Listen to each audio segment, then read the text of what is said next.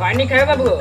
ना ना लहसुन जी हम खैनी ना खानी। हाँ तब बाबू खैनी खाऊं के ना चाहिए हमनी के आदत यही से खा दे।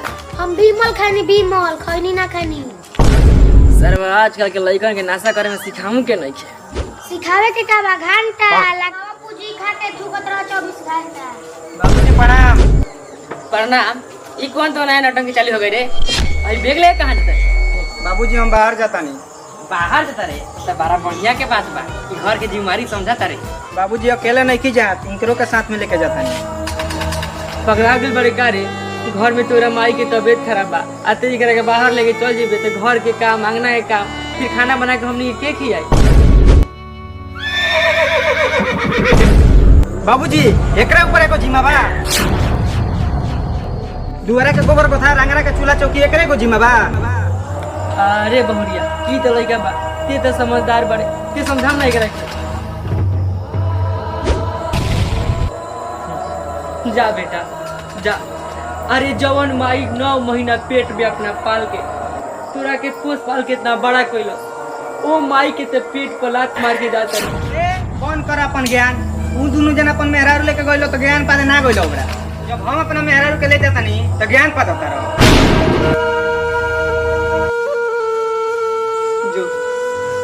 जो हम ना रोकम तोरा के हम तोरा के रुके वाला हई के। लेकिन एगो बात याद रखनी अगर हम यहाँ मर भी जाए तो ते यहाँ अहे मर काहे कि जौन आदमी के जिंदा में सुख ना मिले तो झूठे मूठे के मुंगला पर रोला के कौन काम बा। जो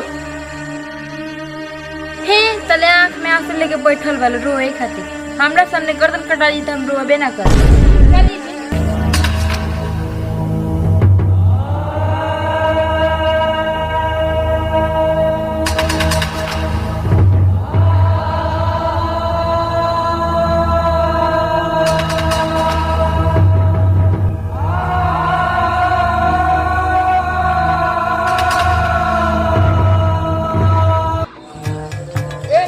चलो ज्यादा टाइम नहीं थे आधा घंटा टाइम बचल बा ट्रेन के।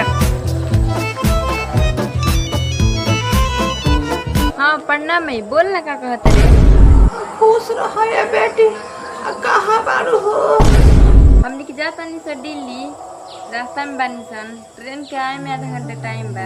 ये बेटी तू दिल्ली जाता रो हम सोचनी है कि तहरा के बुला ले हमार तबीयत खराब हो गइल बा। तोर तबीयत खराब बा अभी जाते नहीं मन कौन कोई नहीं खीन ठीक बा रख मई हम आवत नहीं। ए चली जी। अरे का भइल हो? अरे का भइल बा हो? ए चली जी जल्दी भइल का बतेबो तब न। चलम तब न।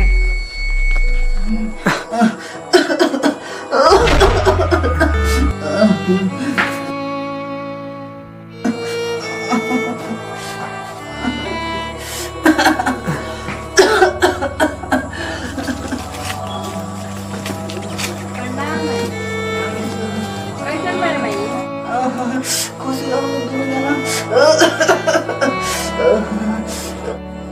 टेंशन मत ले माई हम आ गनी नु जब ले ठीक ना होबे हम कहीं ना जा।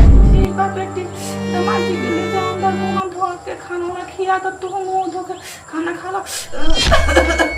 जा बेटी चली जी।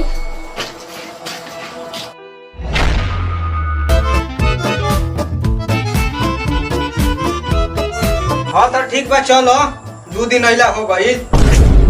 रउआ लौकत नहीं थे जाए जे कोइले बने माई की तबीयत खराब बा माई कहत ये भी 1 महीना रहे के माई की जब ले तबीयत ठीक ना आई तब ले हम कहीं ना जाए।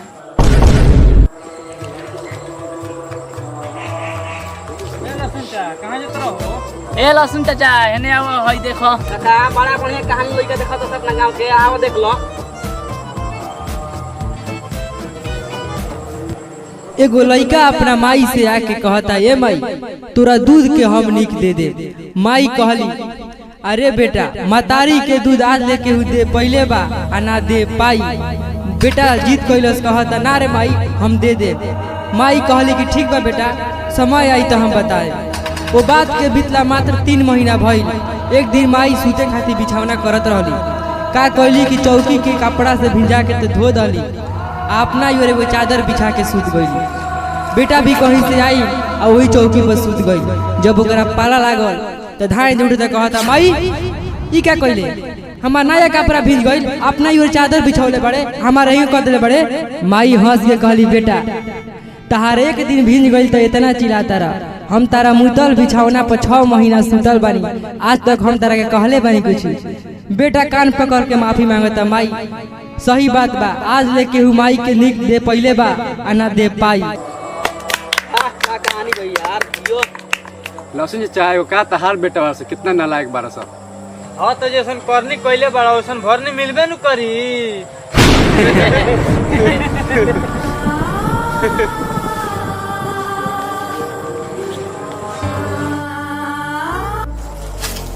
केने बाड़ू हो? जल्दी निकला ना। का हाजी का भइल बा? जल्दी चलो, हमरा माई के तबीयत खराब है, हॉस्पिटल में ले जाके पड़ी। अब्बा के सीरियस तबीयत खराब बा, कोनो बुढ़िया मर नहीं खेन पड़ी। हमार तो जीवे डर गइल। एक बार तोरा माई के फोन आ गलो कि तबीयत खराब बा तो ते ट्रेन छोड़वा देली, और हमरा माई के कहो तेरे बुढ़िया मर तो नहीं खेन पड़ी। गलती तोरा में ना, गलती हमरा में बा। अपना बाप के बात के तोरा कहला पर लात मार के चली आनी हो। हाँ तो तोरा हमरा साथ रहे के बा कि अपना बाप माई के साथ रहे के बा? आज के बाद तोरा से हमरा से कोनो रिश्ता ना, दे अपना घरे, हम अपना घरे।